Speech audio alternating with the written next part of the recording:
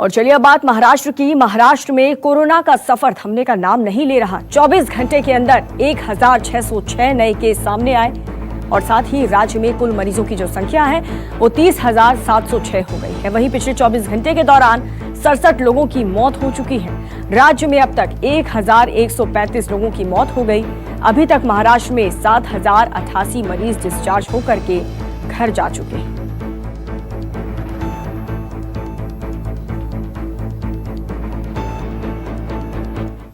तो महाराष्ट्र के आंकड़ों के बारे में हमने आपको बताया, लेकिन खास करके मुंबई में कोरोना संक्रमण के बढ़ते मामले ने सबको परेशान कर दिया है। पिछले 24 घंटे में 884 नए मरीज सामने आए। वहीं 41 लोगों की मौत की भी पुष्टि हो चुकी है। मुंबई में कोरोना मरीजों की जो संख्या है वो बढ़ करके 18,396 हो गई। यहाँ पर अब तक 696 लोगों की मौत हो चुकी है। मुंबई के सबसे बड़े हॉटस्पॉट में धारावी में बीते एक दिन में 53 नए मामले सामने आए और इसी के साथ धारावी में कुल संक्रमितों की संख्या 1198 हो गई है। धारावी में अब तक 53 लोगों की मौत हो चुकी है और साथ ही 293 मरीज अब तक स्वस्थ होकर के घर जा चुके हैं।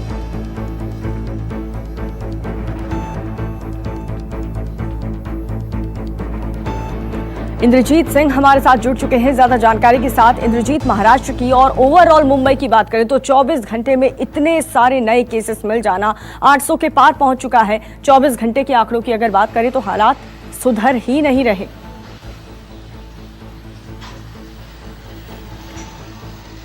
जी बिल्कुल, हालात सुधर नहीं रहे हैं और यही कारण है कि अब महाराष्ट्र सरकार डोर टू डोर चेकिंग पर विचार कर रही है कि हर घर में जाकर चेक किया जाए कि कोई कोरोना पेशेंट तो नहीं है। ये मुंबई के लिए सोचा जा रहा है। और जहां तक लॉकडाउन बढ़ाने की बात है तो महाराष्ट्र सरकार ने भी निर्णय लिया है कि 31 मई तक वो लॉकडाउन बढ़ाएगी और जो मुंबई, पुणे, थाने डिस्ट्रिक्ट, इसके अलावा जो भी रेड जोन वाले इलाके हैं उनमें कोई रियायत नहीं दी जाएगी और उसी तरह से लॉकडाउन जारी रहेगा। तो कहीं ना कहीं सरकार की चिंता बढ़ी हुई है क्योंकि अब हॉस्पिटलों में बेड कम पड़ने लगे हैं। आपने देखा कि वानखेड़े स्टेडियम को सरकार ने अब पहले बीएमसी से मांग की थी, अब अपने एमसीए से मांग की थी, अब अपने कब्जे में ले लिया। वहां पे भी क्वारंटीन सेंटर बनाया जा रहा है। इसके अलावा बहुत सारे ओपन जगह जो हैं वहां पे hospital, isolation centre, quarantine centre बनाए जा रहे हैं। तो कहीं ना कहीं सरकार पूरी तरह से तैयारी कर रही है। करीब करीब 250 बेस्ट की बसों को एम्बुलेंस में बदला गया है। तो यहाँ पर बहुत ज्यादा तैयारी की जरूरत है और उसी की तरफ सरकार का ध्यान है। और सरकार का दूसरा ध्यान है कि जो महाराष्ट्र की जो पहचान है उद्योग नगरी के तौर पर है, क्योंकि मुंबई को औद्योगिक राजधानी कहा जाता है। तो कहीं न कहीं सरकार का पूरा ध्यान है कि किस तरह से उद्योग धंधों को भी खोला जाए। हर मुमकिन कोशिश की जा रही है, हर वो जरूरी कदम भी उठाए जा रहे हैं, लेकिन बावजूद इसके जो आंकड़े हैं वो लगातार बढ़ रहे हैं तेजी से। लेकिन सवाल ये उठता है कि लॉकडाउन 4 की गाइडलाइन किसी भी वक्त आ सकती है। ऐसे में क्या मुंबई में भी किसी तरीके की राहत मिलेगी, क्योंकि वहां पर हालात ठीक नहीं है?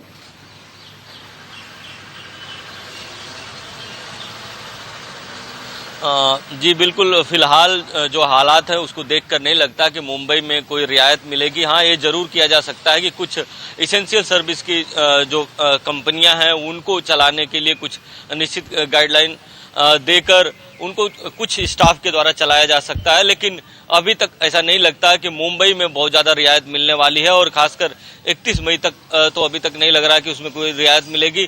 हाँ, ये जरूर कहा जा रहा है कि जो हॉट स्पॉट इलाके हैं उनको छोड़कर कहीं कहीं पे दुकानें खोलने की परमिशन, जो इसेंशियल सर्विस की दुकानें खोलने की परमिशन दी जाएगी और थोड़ी बहुत रियायत दी जा सकती है। लेकिन अभी जो सिचुएशन बनी हुई है उसको देखकर महाराष्ट्र सरकार इस कंडीशन में नहीं है कि मुंबई, थाने या देखना होगा कि मुंबई के लोगों को कितनी राहत मिलती है। बहुत बहुत शुक्रिया आपका, आप नजर बनाए रखें।